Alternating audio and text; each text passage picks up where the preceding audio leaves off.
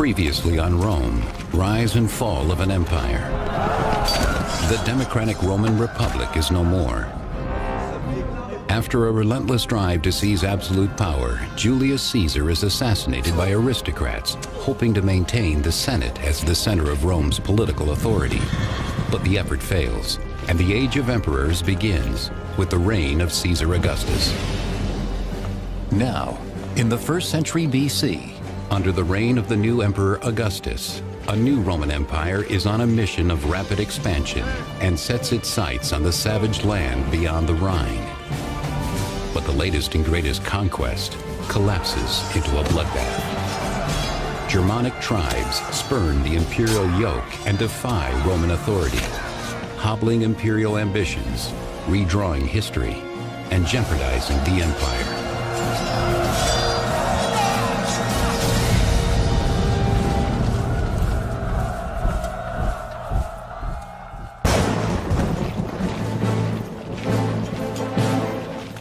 Gaul, 1st century BC.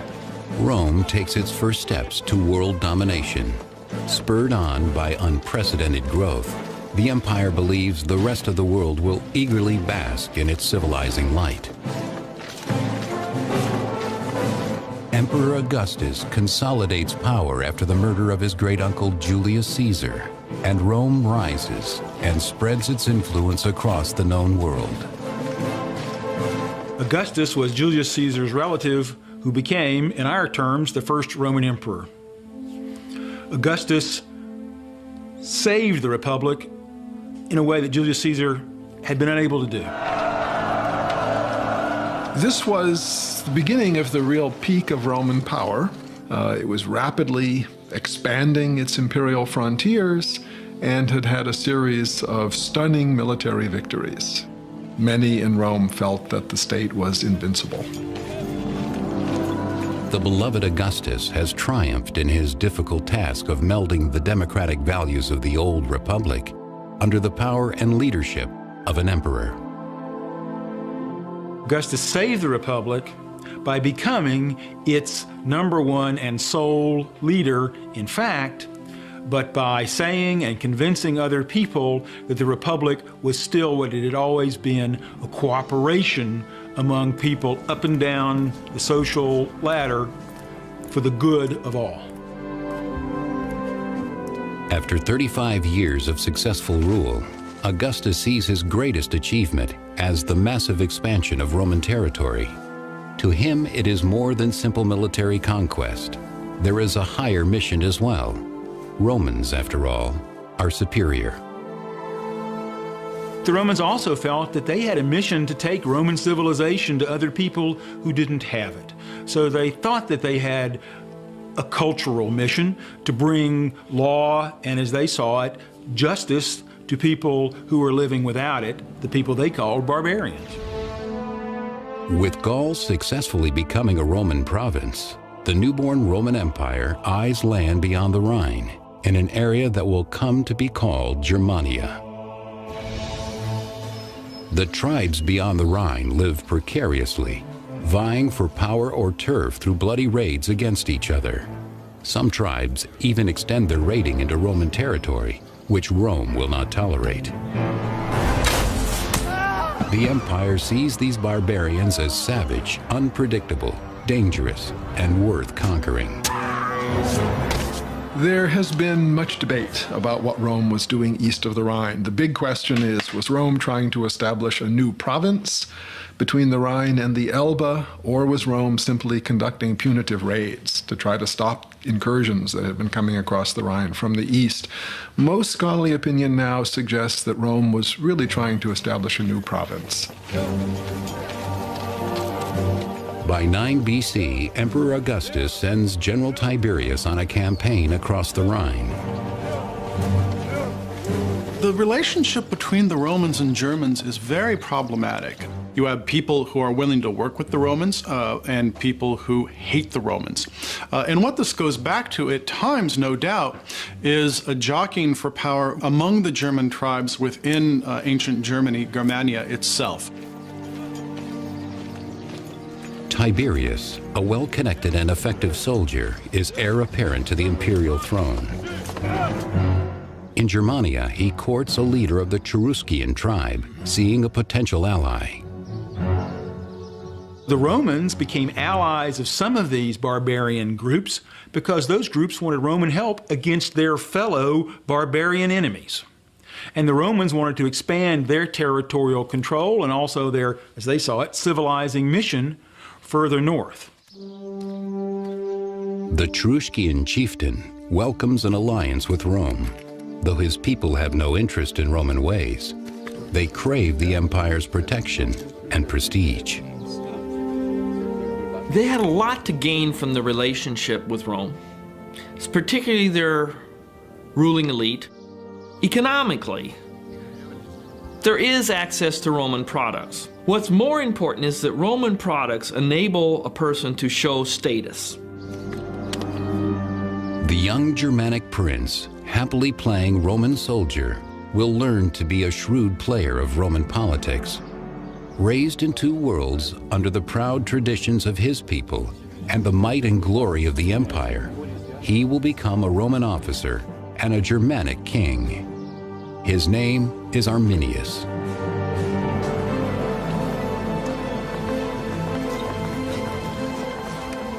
For more than a decade, the empire has enjoyed relative peace with the tribes across the Rhine, thanks to the strong military of Emperor Augustus. Augustus is a military dictator who is going to have to fight constantly in order to establish an empire that's actually going to be stable for a full 2 centuries. Arminius, the young Germanic prince now in his 20s, has become an auxiliary commander in the empire's service. These auxiliary troops recruited from Rome's provinces are a crucial supplement to the Roman army's 28 official legions. Augustus had to make sure that people understood that he was doing what traditional Roman leaders had always done: lead Rome to glorious and profitable conquest in war. In 6 AD, Roman general Tiberius travels from Germania to quell a violent revolt in the volatile Roman province of Pannonia, roughly modern Hungary and Austria.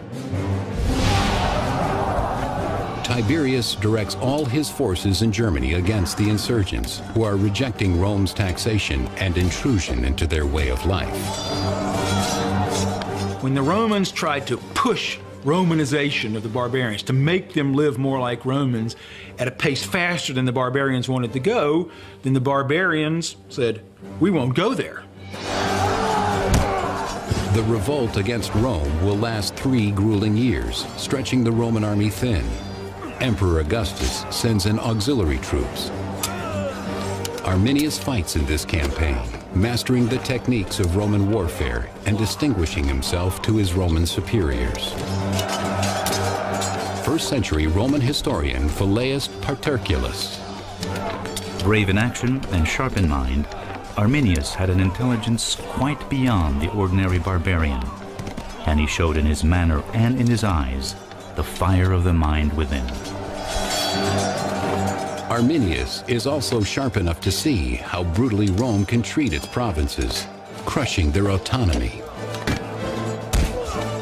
I think he might have seen many of the native Pannonians in very much the same position as his peoples back in northern Germany. And he may well have seen a reflection of his own community in some of those places in Pannonia. Still, in service to the empire, Arminius fights on, mustering his auxiliary forces alongside the Roman troops of General Tiberius. As Rome fights to keep Pannonia in line, back in Germania, the empire building progresses smoothly. Arminius's people, constructing roads and other civil projects under Roman watch, are beginning to see the benefit of Rome's intrusion. For the barbarians, especially those against the Rhine, who really weren't living in a Roman world, they could still see the attractions of what we call Romanization. developing a life more based on trade and commerce, building larger communities as opposed to very small separate communities the way they had traditionally lived. 3rd century historian Cassius Dio. The barbarians were adapting themselves to Roman ways, were becoming accustomed to holding markets, and were meeting peaceably. They were becoming different without knowing it. In 7 AD, Emperor Augustus appoints his close friend Quintilius Varus to govern the land east of the Rhine. Varus is a relatively capable commander in a pinch, but there's also an intimation that we get from our sources that he's not the best character in the world. His description by historian Velleius Paterculus is less than flattering. Quintilius Varus was a man of mild character and of a quiet disposition, somewhat slow in mind as he was in body, and more accustomed to the leisure of the camp than to actual service in war. The peaceful situation in Germania suits his relaxed disposition. Varus has befriended Arminius, who has returned to Germania and his people as a respected Roman citizen. In Arminius, Rome sees a strong ally and lasting peace. The Germans play by Rome's rules, but only to keep the Romans off their backs. The Germans weren't happy about being forced to go to Roman courts and let a Roman decide their disputes, for which they had long-standing, homegrown ways of solving their problems with. The resentment begins to build, even though the surface looks calm, according to Velleius. The Germans are a race to lying born. By trumping up a series of fictitious lawsuits, provoking one another in disputes, and settling quarrels by law rather than arms, they appear to express their gratitude to Roman justice, while pretending their own barbaric nature was being softened. Varius had experience governing people who'd been used to being governed. Nothing could be farther from the experience and the expectations of the Germanic peoples. The intrusion, according to historian Cassius Dio, pushes Arminius and the other tribal leaders to action. Besides issuing orders to them as if they were actually slaves of the Romans, Varus extracted money as he would from subject nations. To this, they were in no mood to submit, for the leaders longed for their former power, and the masses preferred their former ways. So when the Germanic peoples along the Rhine decided they'd had enough of Varus and his haughty administration, his imposition of Roman ways, especially in court, they decided to fool Varus, to get rid of him. And no one is in a better position to do that than Arminius. At last, in 9 AD, he is seeing his efforts rewarded. As the insurgents are defeated or surrender, victory is within his grasp. But as order is restored in Pannonia, unknown to the Romans, the situation in Germania is about to explode into chaos. In this supposedly peaceful province, Roman Governor-General Varus has pushed to establish Roman rule and pushed the Germans too far. The proud German barbarians, under their leader Arminius, have grown tired of paying Roman taxes and being treated as slaves on their own lands. Refusing subservience to Rome, they decide to take up arms against the most powerful army in the world. Not all of the German chieftains are convinced by the plan. One, a man named Segestes, fears the risks are too great. But Arminius sways the others. For a man like Arminius, at this point in his career, and he is acknowledged as the dominant person among his people, this is a great honor for him. To become just a client in some kind of provincial structure, an unclear category, is something he just didn't want to do. Arminius has fought alongside the Romans, and he knows the Roman army is an army of power, not stealth. So he had the opportunity to learn Roman tactics and to learn how the Roman army operated and what it could and could not do, what its capacities and capabilities were, how it deployed, how it fought. Arminius knows about Rome, and he knows the Romans underestimate Germanic resolve. He tells General Varus everything he wants to hear. Historian Velleius Paterculus. Arminius used of the negligence of General Varus as an opportunity for treachery, wisely seeing that no one could be more quickly overpowered than the man who feared nothing. He knew that the most common beginning of disaster was a sense of security. Part of the problem was Rome's bias, Rome's overconfidence that it could defeat anybody, that nobody up in these northern regions far from the Mediterranean could possibly mount a successful defense against Rome. If the Germans are to strike, they must do it soon. Their enemy is stretched thin by other battles and completely unsuspecting. The Germans set their trap in the soggy, tree-clogged Teutoburg forest in northwestern Germany. And what Arminius had done was, it must have taken several weeks and several hundred men. They actually constructed a 5-foot-high, 15-foot-wide wall, complete with fences and presumably some camouflage as well.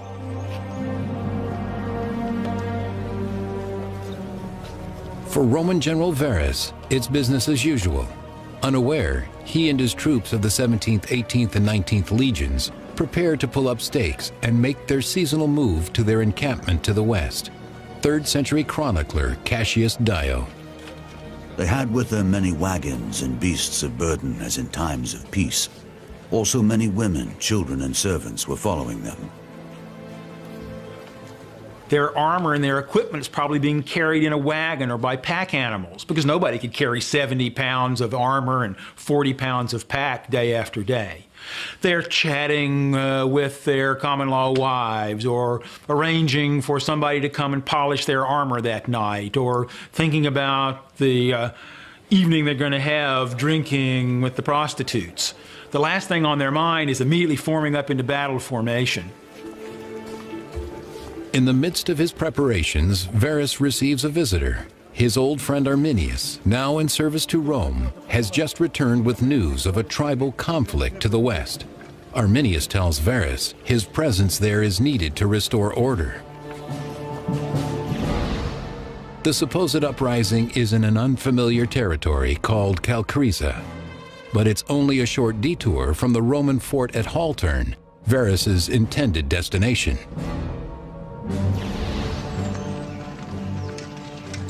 Varus mobilizes the entire camp for the journey. So here's Varus, having been drawn into German territory through his own pride, but coming, he thinks, on a civilizing, law-giving mission. He's not ready to fight these barbarians so skilled at ambush and the kind of tactics that could throw a Roman army into complete disarray. The long line of soldiers, civilians, and provisions lumbers through the woody German countryside. Varus expects no trouble, but this is foreign soil, so he remains cautious. He moves his entourage as quietly as possible. Archaeologically, one of the things that has been found in these recent excavations is a cowbell. And the cowbell has been packed with straw, and the straw is still in the cowbell. With the cowbells silenced, the line proceeds, keeping military formation as the Romans head unknowingly toward the camouflaged walls of the trap. The Germanic chieftain Segestes, still dreading the deadly plan, tries to warn Varus about the treachery of Arminius, but he is ridiculed and driven away. 1st century historian Velleius Paterculus. Segestes demanded that the conspirators be put in chains. But fate now dominated the plans of Varus and clouded his mind. Even though Varus had been told by other barbarians, don't trust those guys, they're going to betray you. But Varus thought he was a judge of character and that he could tell who was his friend and who wasn't.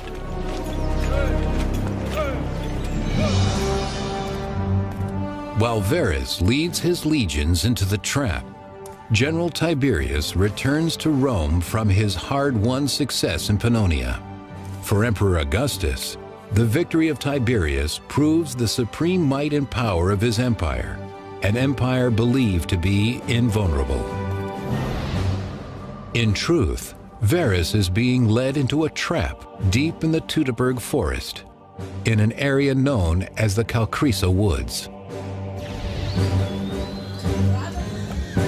They had to stay on a very narrow track of sandbars with, on either side of them, marshy forested environment, very difficult places of passage. It seems that the Roman column had to become narrower. Roman soldiers were accustomed to marching 6 or 8 abreast. They probably had to change and march maybe 4 or 2 abreast here. The soldiers are further hindered by the burdens of their wives and families, who are making the march with them to the new fortress. They would have had very difficult going as the passageway became muddier, it became wetter.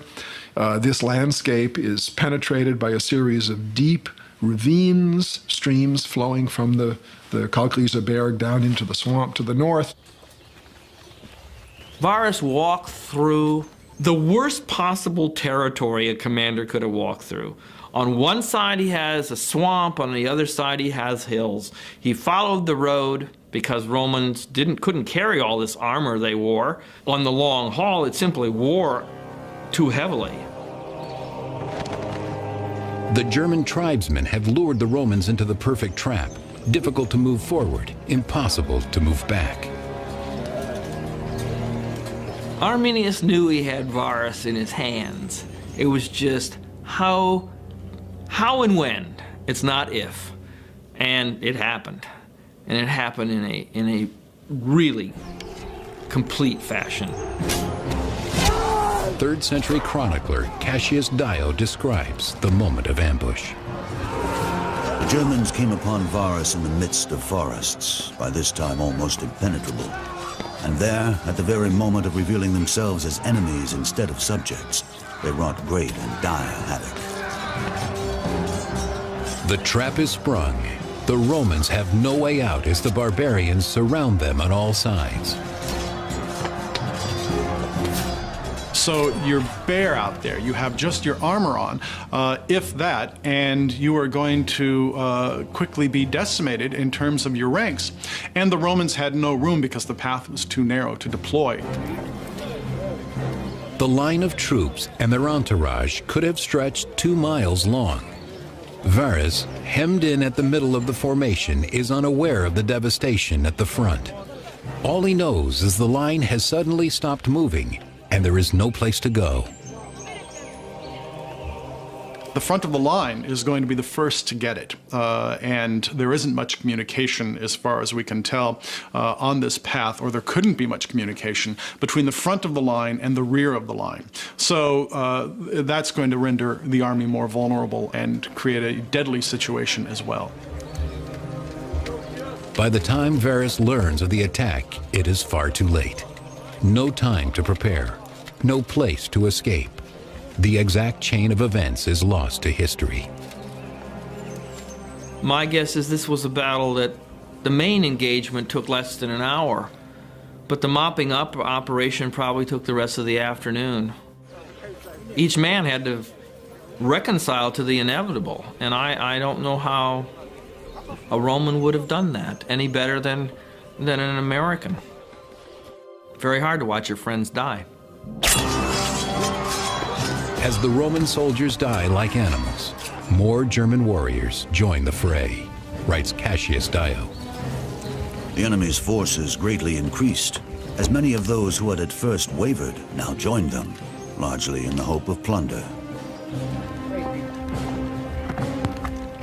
In an indignity worse than death, 2 of the legions lose their eagle standards to the barbarians. The eagle was seen as a religious symbol by the soldiers. It was literally the religious spirit and power that kept them safe and made them victorious. To have the eagle fall in battle or to be taken by the enemy was literally like having your spirit ripped out. And without your spirit, you were going to be defeated. But worst of all was the disgrace, the loss of honor. To have the symbol of your fighting spirit literally taken by the enemy was the ultimate in dishonor and disgrace. Under Varus's watch, the standards and the battle are lost in the Calcrisa woods. The dishonored general knows what he has to do. Varus had been fooled so badly by the barbarians, he knew he was responsible for this defeat because he had marched a Roman army in and not prepared it. So Rome was going to blame Varus for this defeat. Varus blamed Varus, and for him, the only way out was suicide, even though this was a disgraceful suicide. The Germans under Arminius's leadership have recaptured their land and in the process defeated the mightiest army in the world.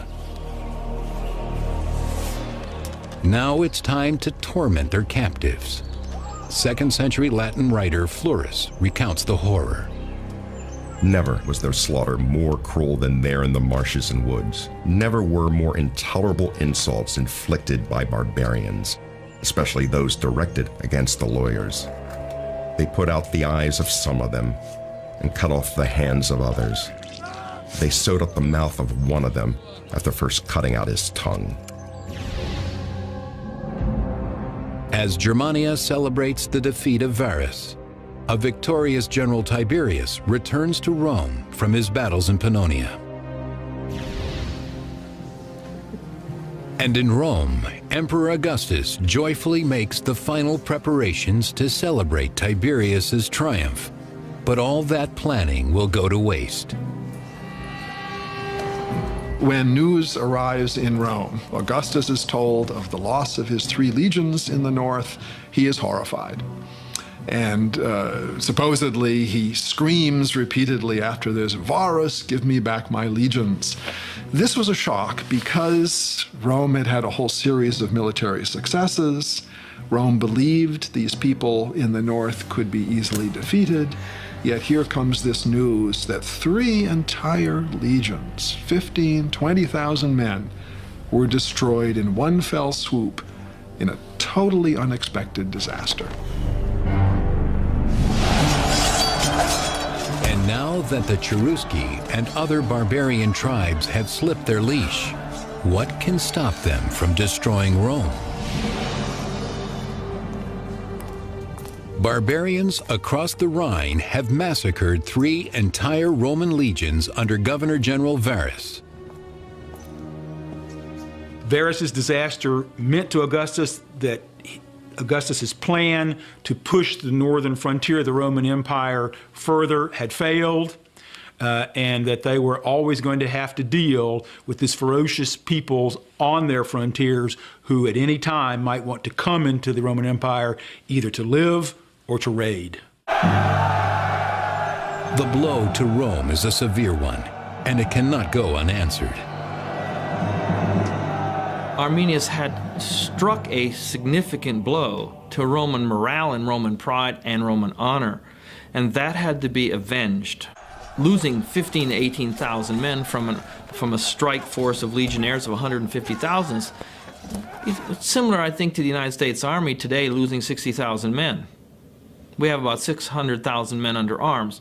If we lost 1/10 of them, we lost 60,000 men in one day.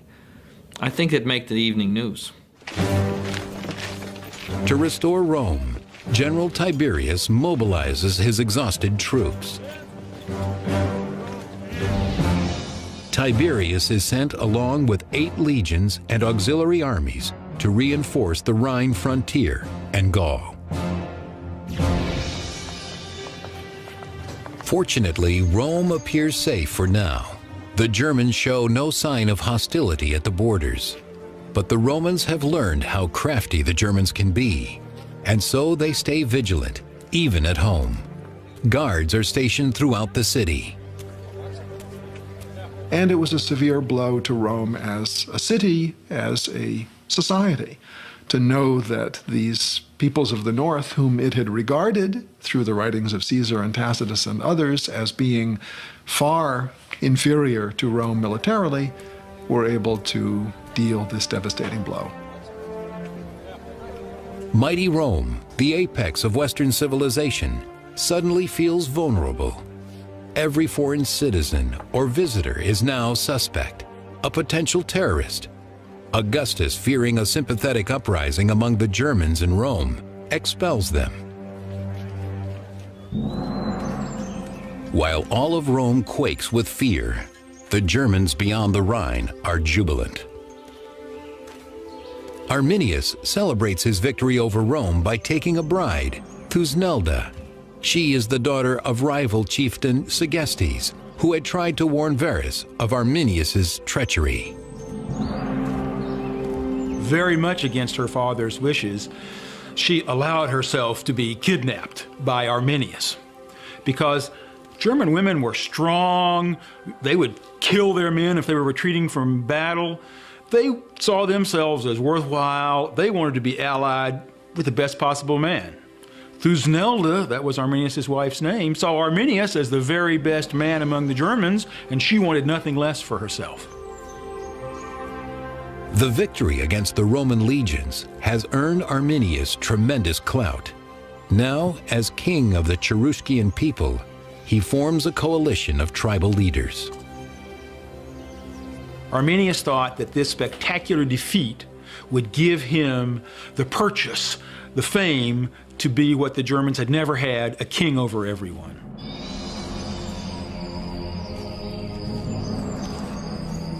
The site of the massacre becomes a holy place, left untouched to commemorate the victory over the Romans and to please the Germanic gods that granted it. The Germans worshipped in groves, as far as we know. They kept images and various statues and animal totems in their forest. And actually, this idea of totemism appears to have been something fairly important for the Romans too, but more so perhaps for the Germans. And so, as Rome staggers, the Germans revel in their barbaric success, keeping the Roman weapons as a sacred reward. Things like swords and spearheads and shields took a lot of time and a lot of material to make. Economically, they were very precious, but it does seem that in many of these circumstances, their ritual value was more important. And for that reason, these were deposited sometimes by the thousands. And we even find weapons with ornamentation in silver and gold on them, indicating officer status. Through violence and cunning, the Germans have snatched their land back from the Roman intruders, at least for now. But Rome is not giving up. The Romans realized they had a big problem along the Rhine.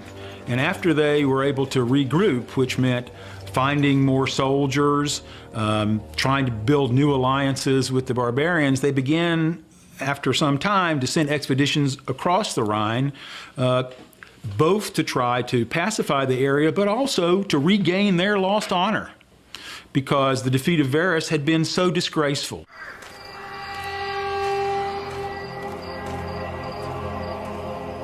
And so, for posterity and for the empire's self-esteem, Rome must somehow turn this dire situation around. 13 AD, 4 years after the massacre, Emperor Augustus sends the aptly named general Germanicus and his troops to engage Arminius and the Cherusci barbarians. It takes a long time to restore a strike force so that Germanicus has troops to deal with this problem. There was no question it had to be done, or the whole idea of the emperor's honor, and perhaps even the emperor himself, was in harm's way. This was a disgrace that could not be allowed to go unchallenged. The ethos for the Romans is revenge, hatred, anger. There's no idea of compassion, of overarching compassion for humanity. These are very, very ruthless people. Ordering Germanicus to Germany is one of Augustus's final acts. The next year, at age 77, he lies dying, broken by the consequences of Rome's defeat, his dream of empire unfulfilled. With no sons of his own, Augustus names Tiberius as his successor. Tiberius will take his place as emperor and try to win back honor for Rome and Augustus. Augustus had gloried in a whole series of successful military campaigns. He never recovered psychologically from this blow. He died a few years later. And this, in many ways, seems to have destroyed what he felt was his legacy. Augustus, who devoted his life to Romanizing the world, dies a failure. What was lost in Germania can never be recaptured. But still, the Germans must pay for this humiliation. Roman General Germanicus marches to Germania in a mission of vengeance, attacking any tribe sympathetic to Arminius. In defiance, these tribes burn their own villages to deprive the Romans of anything useful. These northern barbarians, at least across the Rhine, didn't have big cities to plunder.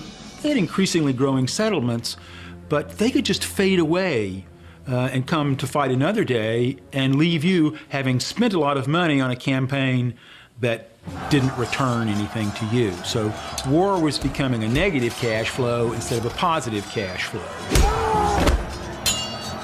First-century historian Tacitus. Germanicus dispatched one of his generals to rout the Bructeri tribe as they were burning their possessions, and amid the carnage and plunder found the eagle of the 19th Legion, which had been lost with Varus. The troops were then marched to the furthest frontier of Bructeri, ravaging all the country in between.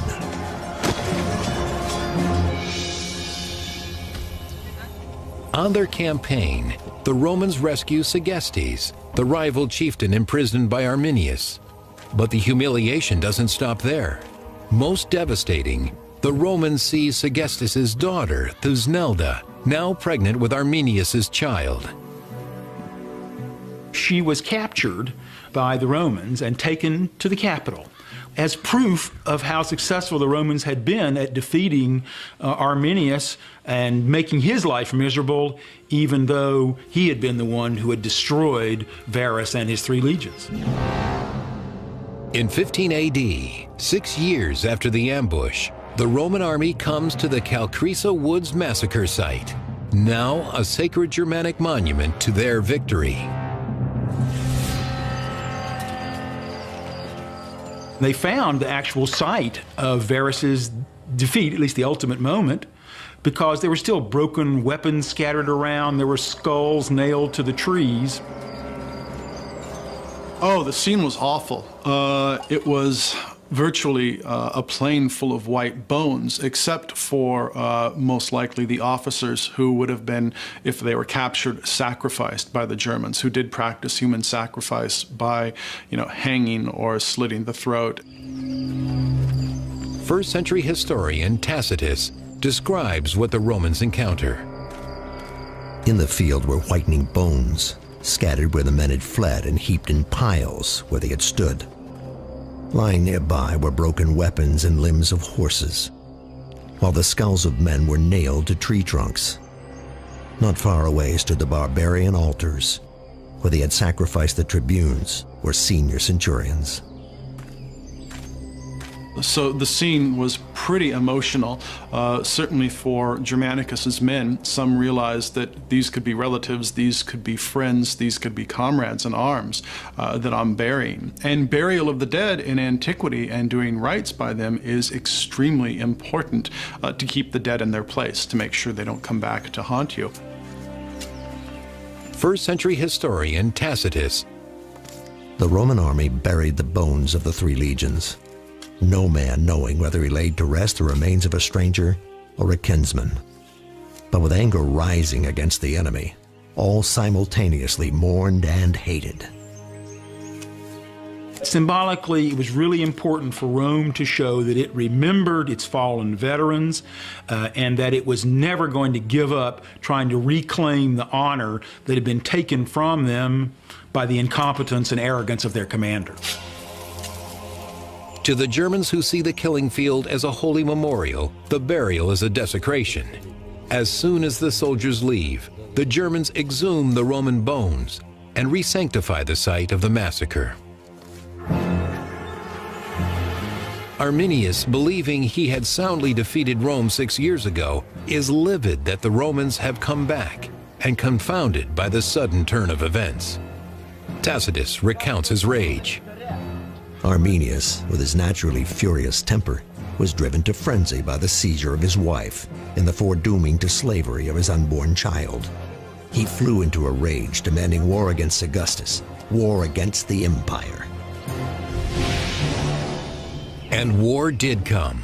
Once again, Arminius's stealthy forces, familiar with the landscape, exploit their advantage over the unwieldy Roman troops. A legion is overwhelming, where you can choose the battlefield. Flat and expansive. Room to maneuver in tightly packed units. This was none of those things. It wasn't flat, there was no room to maneuver, and you couldn't even assemble your units in full strength. But Germanicus sets a trap, luring the enemy into the open and then pouncing. The Romans win the battle, but not the war. The incompatible fighting styles, the expense of the campaigns, and the tenacity of the Germanic barbarians rob Rome of any hope of lasting victory. There were several years of punitive raids by the Romans east of the Rhine, in which they actually tried to capture Arminius, they tried to defeat his people. These were not successful. Neither Arminius nor Germanicus will live long enough to see where their historic efforts would lead. 3 years later, in 19 AD, both die unheroically. Germanicus succumbs to illness, though some say he is poisoned by a rival in the bitter political jungle Rome has become. That same year, Arminius is killed by his own people when he oversteps his authority. Arminius was really devoted to both German liberty and his own self-advancement. Arminius wanted to be the king of the Germanic barbarian tribes. They didn't want a king.